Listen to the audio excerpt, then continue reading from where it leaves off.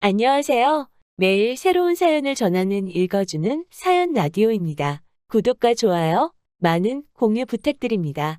오늘의 사연 시작하겠습니다. 안녕하세요. 정신 나간 어머님 때문에 이혼한 여성입니다. 사실 어머님만 정신이 나가신 게 아니라 남편도 문제였으니까 이혼하게 된 거겠지만요. 제가 얼마나 오래 산 건 아니지만 그래도 살면서 남한테 최소한 피해는 끼치지 않았다고 생각해요. 하지만 사람 일이라는 게 다 제 마음 같지 않다더니 결국 이런 거지 같은 일을 겪게 된다는 게 참으로 애통할 뿐입니다. 남편하고는 지인의 소개로 만났는데 그럭저럭 맞는 부분도 있었고 아닌 부분도 있었고 그래요.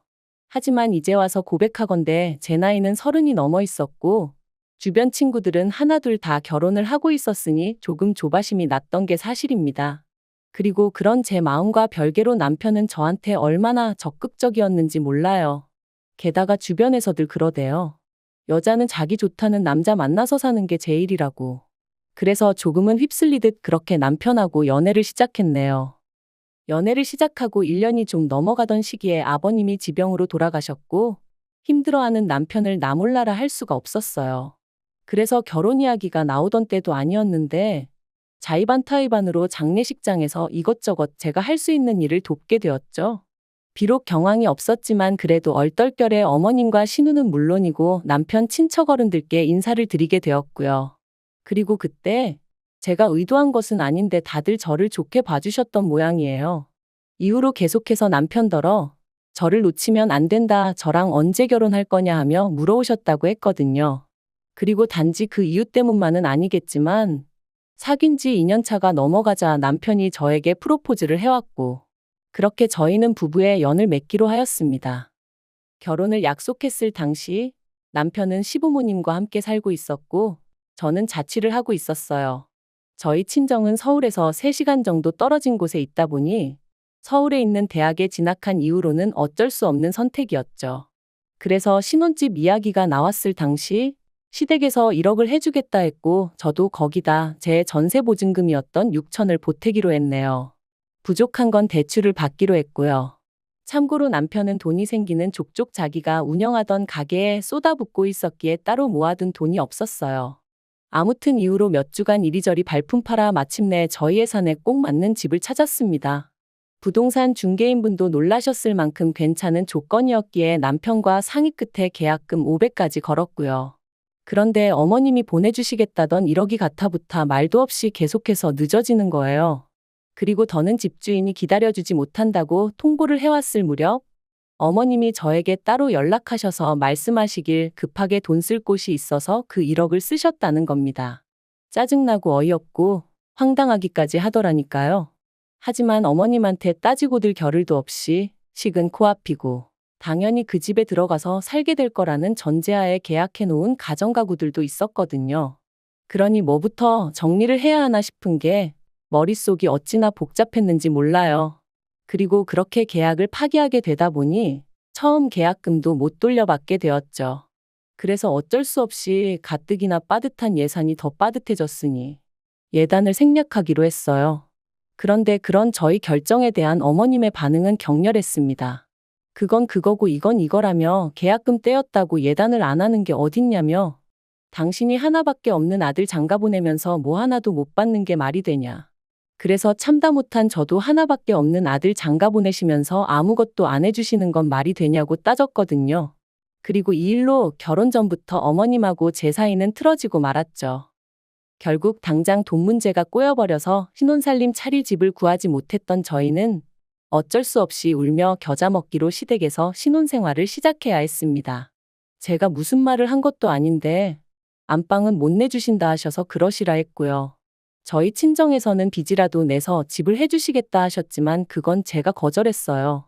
어차피 남편이나 저 둘 다 맞벌이에 야근이 잦은 일이다 보니 집에서 보낼 시간이 많지도 않았고 돌이켜 생각해보면 저도 좀 오기가 났던 것도 같아요. 아무튼 남들 눈엔 어떻게 보였을지 몰라도 저는 반지하라도 저희 둘이 살만한 집을 구할 때까지만 머문다는 생각이었으니 크게 절망적이진 않았습니다. 그런데 그렇게 합가를 하고 한 달 정도 됐을 때였어요. 저에게는 여동생 하나가 있는데 제 여동생은 장학금을 받는 조건으로 고향에 있는 대학에 진학을 했었거든요. 하지만 직장만큼은 서울로 다니고 싶어 하더니 결국 서울에 있는 대기업으로 이직을 할 것 같다며 소식을 전해왔어요.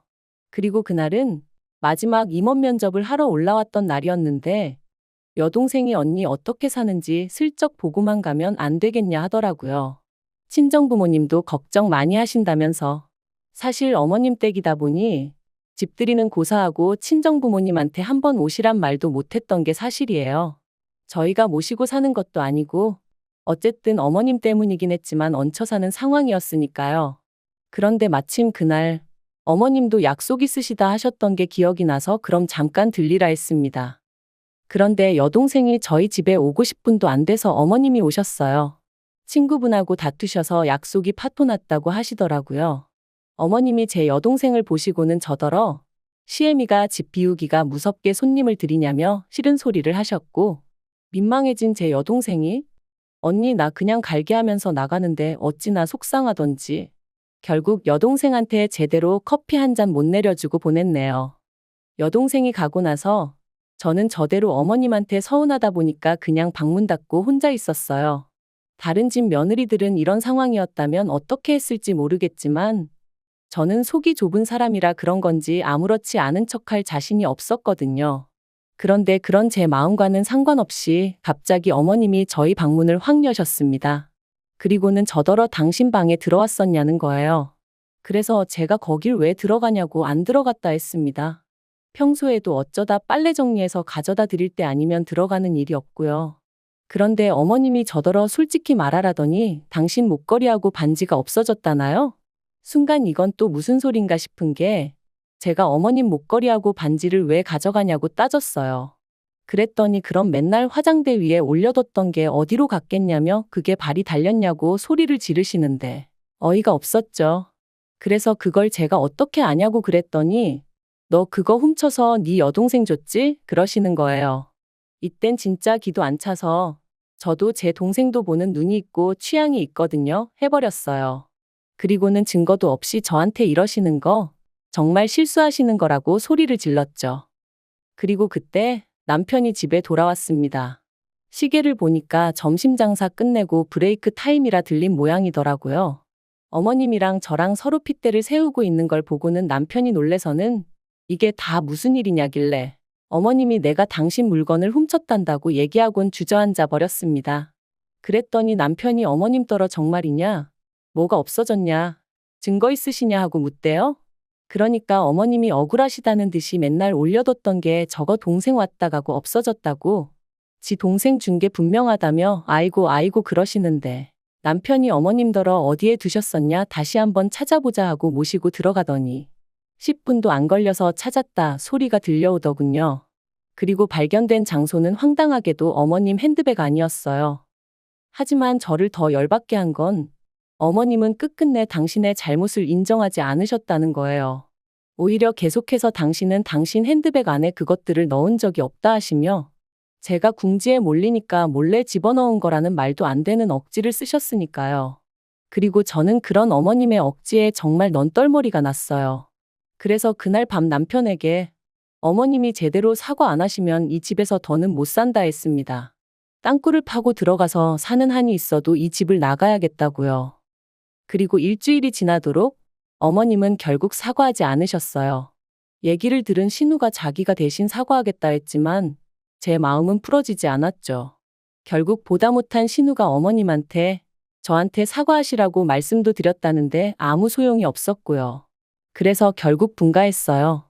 저희 어머님요? 끝까지 미안하다의 밑자도 안 꺼내셨습니다. 오히려 당신이야말로 도둑고양이가 집에서 나가니 이제 맘 편히 두 발 뻗고 자겠다는 막말을 하시더라고요. 분가를 하고 난 이후로 저는 어머님한테 발길을 끊었습니다. 안부 인사도 드리지 않았죠. 막말로 저를 도둑엑스 취급하시는 분에게 제가 뭐 한다고 전화해서 아양을 떨고 찾아뵙고 그래야 하나 싶었거든요. 그런데 어머님이 이런 이야기를 친척분들에게 하고 다니시며 제 험담을 하셨다는 걸 알게 되었습니다. 남편의 사촌형이란 사람이 진탕 술에 취해 저한테 전화해서는 자기 이모 불쌍한 사람이라고 저더러 그러지 말라고 막말을 퍼부었거든요. 진짜 그때 제 기분은 안 당해본 사람은 몰라요. 그런데 저를 더 서럽게 했던 건 남편이 보인 태도였습니다. 제가 남편에게 도움을 구했거든요. 당신이 좀 나서서 해명을 해달라고. 우리 와이프도 지금 마음에 쌓인 게 있어서 그렇다. 남들은 모르는 사정이 있다. 이 정도로만이라도 얘기 좀 해달라고요. 하지만 남편의 반응은 자기도 중간에서 너무 힘들다는 거였어요. 저더러 굳이 노인네한테 사과를 받아야 직성이 풀리겠냐면서 그냥 대충 넘어가면 안 되겠냐고. 어머님도 속으론 미안해하고 계실 거라나요? 그래서 이후로는 시댁 쪽 사람들이 저에 대해서 어떻게 생각을 하건 말건 관심을 끊었어요. 어디서 개가 짖냐 하는 마음으로 마음대로 떠들어라 내버려뒀죠. 그러다 올 봄이었습니다. 어머님이 목욕탕에서 넘어지시면서 갈비뼈를 다치셨고 그로 인해 입원을 하셔야 된다더군요. 약간의 거동은 가능하신 상황이었지만 신우가 출근하고 나면 혼자 계셔야 하는 상황이었으니 차라리 병원에 계시는 편이 낫겠다 뭐 그렇게 얘기가 된 모양이돼요. 그런데 황당한 건 남편이랑 신우가 저랑 어머님 사이를 뻔히 알면서 저한테 간병을 부탁하더라고요. 하루 종일 붙어 있어 달라는 건 아니었고 자기 둘이 들여다보지 못하는 시간대에만 와달라는 거였지만요. 어찌나 황당하던지 내가 여전히 화가 나 있는 걸 모르나 싶기도 하고. 그런데 또 한편으론 그래도 남편 어머니시고 어쨌든 몸이 아프시다는데 나 몰라라 하기가 마음에 걸리는 거예요. 그래서 어쩔 수 없이 알겠다 했네요. 병원에 갔더니 어머님이 저더러 누가 반긴다고 왔냐며 짜증을 내셨어요. 그리고 그런 어머님한테 저도 한마디 확 해붙일까 하다가 그냥 꾹 눌러 참았죠. 어머님 상대로 힘 빼기도 싫고 그냥 그럴 만한 가치도 못 느꼈다고 해야 할까요? 그래서 그냥 어머님이 뭘 하시건 간에 내내하면서 자리만 지키고 있었네요. 어머님이 매점에서 뭐 사와라 하고 심부름 시키실 때만 빼고는 계속 어머님 옆에 붙어 있었고요. 그러다 어느덧 남편하고 교대할 시간이 되어 주섬주섬 제 짐을 챙기고 있는데 어머님이 또 황당한 소리를 하셨습니다. 당신 지갑이 없어졌다는 거예요. 거기에 돈도 뭐 50만 원이나 들어있었는데 이게 무슨 일이냐면서 저더러 또 너냐입니다. 황당하고 어이가 없어서 웃음이 다 나오더라고요. 그래서 제가 또 누명을 씌우시냐, 도대체 왜 그러시냐 하고 한마디 했네요. 그러니까 어머님이 누명 같은 소리 한다면서 저더러 이번엔 못 빠져나간다고 가만 안 두겠다나요? 그리고 그때 남편이 병실로 들어왔습니다. 그래서 제가 남편더러 어머님이 또 시작이시라고 내가 이번엔 어머님 지갑을 훔쳤대 하고는 웃었죠. 그랬더니 어머님이 또다시 아이고 아이고 하시며 제가 당신 지갑을 훔쳐간 것도 부족해 당신을 미친 X 취급을 한다고 억울하다시는 거예요. 나오지도 않는 눈물을 쥐어짜내시는 게 어찌나 가관이던지. 그래서 제가 어머님더러 제발 좀 생쇼 좀 그만하시라고 그랬다니까요. 그런데 그때였습니다. 짐 챙겨 나가려는 제 머리채를 어머님이 낚아채셨거든요. 그리고는 저더러 도망가지 말라는데 정말이지 머리가 뜯겨나갈 듯이 아픈 것도 아픈데 억울하고 쪽팔려서 눈물이 다 나더라고요. 그런데 어머님 맞은편에 계시던 여사님이 저희 어머님더러 몇 편 내가 노망났냐 하시며 아까 지갑 침대 밑에 넣어놓고 왜 생사람을 잡냐고 혀를 차셨어요. 놀란 남편이 어머님 침대 밑에 손을 넣으니 정말로 거기서 지갑이 툭 떨어졌고요. 그리고 그제서야 어머님이 제 머리를 잡고 있던 손을 놓으시고는 그게 왜 거기서 나오냐며 당신은 모르는 일이라고 딱 잡아떼시는데 정말 분하고 열받고 욕이 목구멍 끝까지 올라오더라니까요. 남편이 어머님더러 도대체 왜 이런 짓을 하셨냐 추궁했고 어머님이 하신 말씀은 정말 저를 소름 끼치게 만들었습니다. 남편도 신우도 당신 말을 믿어주지 않으니 제 본색을 드러내게 할 생각이셨다나요? 저는 거기까지 듣고는 뒤도 안 돌아보고 병실에서 나왔습니다. 그리고 1층 하단 벤치에 앉아 얼마나 울었는지 몰라요. 도대체 얼마나 제가 미우면 그런 계획까지 세우고 행동에 옮기실 수가 있나 싶은 게. 그리고 그날 저녁 남편이 신우랑 같이 집에 돌아왔어요. 그리고는 저를 보더니 오늘 일은 일단 미안하게 됐다고 하더라고요. 그래서 나는 어머님한테 사과를 받아야겠다고 그렇지 않으면 그냥은 못 넘어간다 했습니다. 한 번도 아니고 두 번씩이나 그것도 처음에야 실수였다 치더라도 오늘은 정말 일부러 그러신 거니까 나는 그냥은 못 넘어간다고 무조건 사과를 받아야겠다 했죠. 그랬더니 남편이랑 신우가 아무리 그래도 어머님이 지금 환자신데 그럴 것까지 있냐는 거예요. 사람이 나이가 들고 아프면 마음도 약해져서 그런 실수도 할 수 있는 거 아니냐면서요. 그래서 제가 말도 안 되는 소리 하지 말라고 그런 식으로 둘러대는 당신이나 아가씨가 더 나쁘다 했어요. 하지만 남편은 계속해서 장모님이 그러셨어도 자기는 이해했을 거라는 말도 안 되는 소리나 하고 있고. 그래서 결국 남편에게 어머님한테 사과 못 받으면 당신하고도 못 살 것 같다 했습니다. 솔직히 이때만 하더라도 100% 진심은 아니었고, 이 정도로 세게 나가면 남편도 아차 하고 뭔가 깨닫는 게 있겠지 싶었거든요. 그런데 남편 반응이 정말이지. 자기는 제가 이렇게 독한 줄 몰랐다면서 진짜 너무한다 소리만 계속 하대요. 그리고 그런 남편의 반응에 저는 정말 질려버렸습니다. 그래서 결국 정말 이혼 서류에 도장까지 찍게 되었죠. 물론 막판에서야 남편이 이렇게까지 해야겠냐며 저를 잡긴 했는데 그땐 제가 오만정이 다 떨어져서 남편이 꼴도 보기 싫더라고요. 어머님이야 말해 뭐해요. 솔직히 어머님이 정말 치매라던가 그런 거였으면 이해했을지도 몰라요. 하지만 정말 멀쩡한 양반이 말 그대로 저 골탕 먹이려고 그랬다는 게 용서할 수가 없었어요. 그런데 더 황당한 건 엊그제 남편한테 전화가 왔습니다. 어머님이 요새 입맛이 통 없다 하시면서 제가 담근 김치가 드시고 싶다 하시더래요. 맨밥에 그것만 있어도 밥이 꿀떡꿀떡 넘어갈 것 같다면서요. 그러면서 저더러 올해는 김치 안 담냐며 자기 좀만 주면 안 되냐는데 그래서 너 같으면 주겠냐 그랬습니다. 그랬더니 죽은 사람 소원도 들어준다는데 산 사람 소원 못 들어주냐길래 죽었든 살았든 내 알 바 아니니까 이딴 걸로 연락하지 말라고 그랬죠. 진짜 사람이 곱게 늙어야지. 나이 먹고 다른 사람도 아니고 가족한테 해코지를 하려 들었다는 게 지금도 생각만 하면 소름이 끼칩니다. 정말이지. 죽어도 소식 전하지 마세요. 긴 이야기 들어주셔서 감사합니다. 오늘의 사연은 여기까지입니다. 구독과 좋아요, 알람 설정해주시면 앞으로 더 좋은 사연으로 찾아오겠습니다. 감사합니다.